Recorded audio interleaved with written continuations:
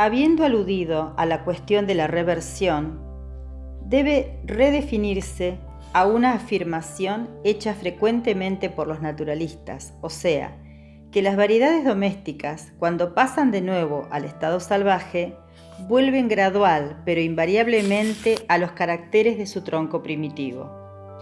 De aquí se ha arguido que no pueden sacarse deducciones de las razas domésticas para las especies en estado natural.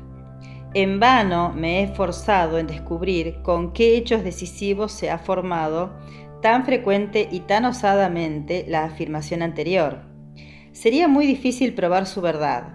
Podemos con seguridad sacar la conclusión de que muchísimas de las variedades domésticas más marcadas no podrían quizá vivir en estado salvaje. En muchos casos no conocemos cuál fue el tronco primitivo, y así no podríamos decir si había ocurrido o no reversión casi perfecta. Sería necesario, para evitar los efectos del cruzamiento, que una sola variedad únicamente se hubiese vuelto silvestre en su nueva patria. Sin embargo, como nuestras variedades ciertamente revierten a veces, en algunos de sus caracteres, a formas precursoras, no me parece improbable que si lográsemos naturalizar o se cultivasen durante muchas generaciones las mismas razas, por ejemplo, de la col en suelo muy pobre, en cual caso, sin embargo, algún efecto se habría de atribuir a la acción determinada del suelo pobre, volverían en gran parte o hasta completamente al primitivo tronco salvaje. Que tuviese o no buen éxito el experimento no es de gran importancia para nuestra argumentación, pues, por el experimento mismo, las condiciones de vida han cambiado. Si pudiese demostrarse que las variedades domésticas manifiestan una enérgica tendencia a la reversión, esto es, a perder los caracteres adquiridos cuando se las mantiene en las mismas condiciones y en grupo considerable, de modo que el cruzamiento libre pueda contrarrestar, mezclándolas entre sí cualesquiera ligeras desviaciones de su estructura, en este caso convengo en que de las variedades domésticas no podríamos sacar deducción alguna por lo que toca a las especies. Pero no hay ni una sombra que prueba en favor de esta opinión el afirmar que no podríamos criar por un número ilimitado de generaciones nuestros caballos de tiro y de carrera, ganado vacuno de astas largas y de astas cortas, aves de corral de diferentes castas y plantas comestibles. Sería contrario a toda experiencia. Caracteres de las variedades domésticas, dificultad de la distinción entre variedades y especies, origen de las variedades domésticas a partir de una o de varias especies.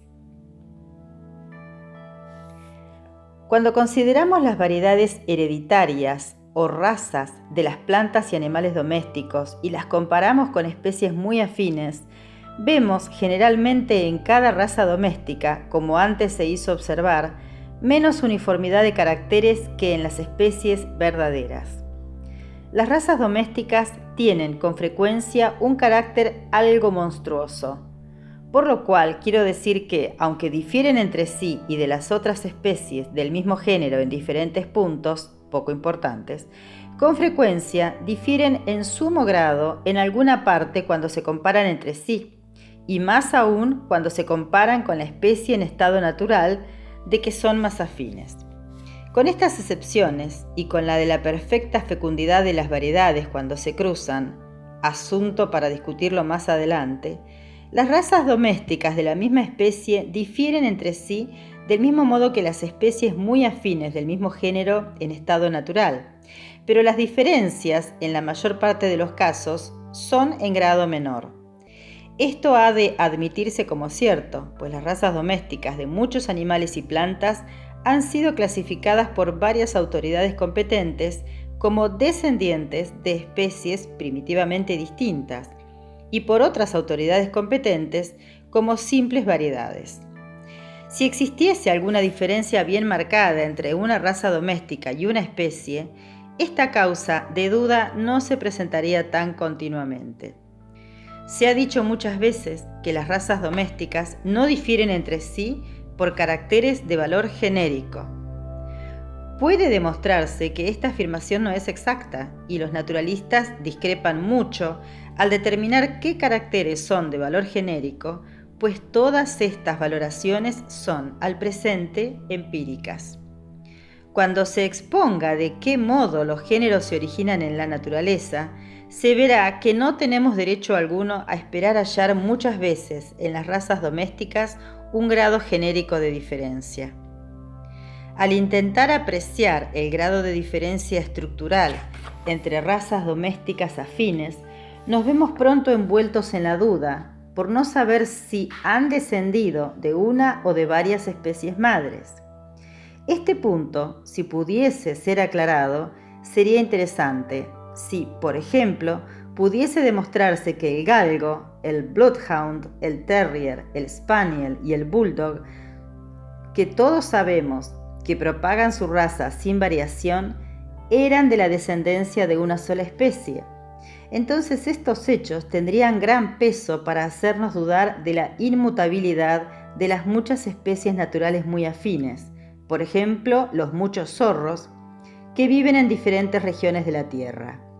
No creo, como luego veremos, que toda la diferencia que existe entre las diversas castas de perros se haya producido en domesticidad. Creo que una pequeña parte de la diferencia es debida a haber descendido de especies distintas. En el caso de razas muy marcadas, de algunas otras especies domésticas, hay la presunción, o hasta pruebas poderosas, de que todas descienden de un solo tronco salvaje. Se ha admitido con frecuencia que el hombre ha escogido para la domesticación animales y plantas que tienen una extraordinaria tendencia intrínseca a variar y también a resistir climas diferentes. No discuto que estas condiciones han añadido mucho al valor de la mayor parte de nuestras producciones domésticas. Pero ¿cómo pudo un salvaje, cuando domesticó por primera vez un animal, conocer si éste variaría en las generaciones sucesivas y si soportaría o no otros climas? La poca variabilidad del asno y el ganso, la poca resistencia del reno para el calor o del camello común para el frío, ¿han impedido su domesticación? No puedo dudar que si otros animales y plantas, en igual número que nuestras producciones domésticas y pertenecientes a clases y regiones igualmente diversas, fuesen tomados del estado natural y se pudiese hacerles criar en domesticidad, en un número igual de generaciones variarían, por término medio, tanto como han variado las especies madres de las producciones domésticas hoy existentes. En el caso de la mayor parte de las plantas y animales domésticos de antiguo, no es posible llegar a una conclusión precisa acerca de si han descendido de una o varias especies salvajes. El argumento con que cuentan principalmente los que creen en el origen múltiple de nuestros animales domésticos es que en los tiempos más antiguos, en los monumentos de Egipto y en las habitaciones lacustres de Suiza, encontramos gran diversidad de razas y que muchas de estas razas antiguas se parecen mucho o hasta son idénticas a las que existen todavía. Pero esto hace solo retroceder la historia de la civilización y demuestra que los animales fueron domesticados en tiempo mucho más antiguo de lo que hasta ahora se ha supuesto. Los habitantes de los lagos de Suiza cultivaron diversas clases de trigo y de cebada, el guisante, la adormidera para aceite y el lino, y poseyeron diversos animales domesticados. También mantuvieron comercio con otras naciones. Todo esto muestra claramente, como ha señalado Herr, que en esta remota edad habrían progresado considerablemente en civilización, y esto significa además un prolongado periodo previo de civilización menos adelantada, durante el cual los animales domésticos tenidos en diferentes regiones por diferentes tribus pudieran haber variado y dado origen a diferentes razas. Desde el descubrimiento de los objetos de sílex en las formaciones superficiales de muchas partes de la Tierra, todos los geólogos creen que el hombre salvaje existió en un periodo enormemente remoto, y sabemos que hoy día apenas hay una tribu tan salvaje que no tenga domesticado, por lo menos el perro. El origen de la mayor parte de nuestros animales domésticos probablemente quedará siempre dudoso, pero puedo decir que, considerando los perros domésticos de todo el mundo, después de una laboriosa recopilación de todos los datos conocidos, he llegado a la conclusión de que han sido amansadas varias especies salvajes de cánidos y que su sangre, mezclada en algunos casos, corre por las venas de nuestras razas domésticas. Por lo que se refiere a las ovejas y cabras, no puedo formar opinión decidida. Por los datos que me ha comunicado Mr. Blythe sobre las costumbres, voz, constitución y estructura del ganado vacuno indio de joroba, es casi cierto que descendió de diferentes ramas primitivas que nuestro ganado vacuno europeo y algunas autoridades competentes creen que este último ha tenido 2 o 3 progenitores salvajes, merezcan o no el nombre de especies. Esta conclusión, lo mismo que la distinción específica entre el ganado vacuno común y el de joroba, puede realmente considerarse como demostrada por las admirables investigaciones del profesor Ruth Mayer. Respecto a los caballos, por razones que no puedo dar aquí, me inclino con dudas a creer, en oposición a diversos autores, que todas las razas pertenecen a la misma especie. Habiendo tenido vivas casi todas las razas inglesas de gallinas, habiéndolas criado y cruzado y examinado sus esqueletos, me parece casi seguro que todas son descendientes de la gallina salvaje de la India, Gallus bankiva, y esta es la conclusión de Mr. Blythe y de otros que han estudiado esta ave en la India. Respecto a los patos y conejos, algunas de cuyas razas difieren mucho entre sí, son claras las pruebas de que descienden todas del pato y del conejo comunes salvajes. La doctrina del origen de nuestras diversas razas domésticas a partir de diversos troncos primitivos ha sido llevada a un extremo absurdo por algunos autores. Creen que cada raza que cría sin variaciones, por ligeros que sean los caracteres distintivos, ha tenido su prototipo salvaje. A este paso, tendrían que haber existido por lo menos una veintena de especies de ganado vacuno salvaje, otras tantas ovejas y varias cabras solo en Europa y varias aún dentro de la misma Gran Bretaña. Un autor cree que en otro tiempo existieron 11 especies salvajes de ovejas peculiares de la Gran Bretaña. Si tenemos presente que la Gran Bretaña no tiene actualmente ni un mamífero peculiar y Francia muy pocos, distintos de los de Alemania, y que de igual modo ocurre con Hungría, España, etc., y que cada uno de esos países posee varias castas peculiares de ovejas, vacas, etc., tenemos que admitir que muchas razas domésticas se han originado en Europa, pues ¿de dónde si no pudieron haber descendido? Lo mismo ocurre en la India.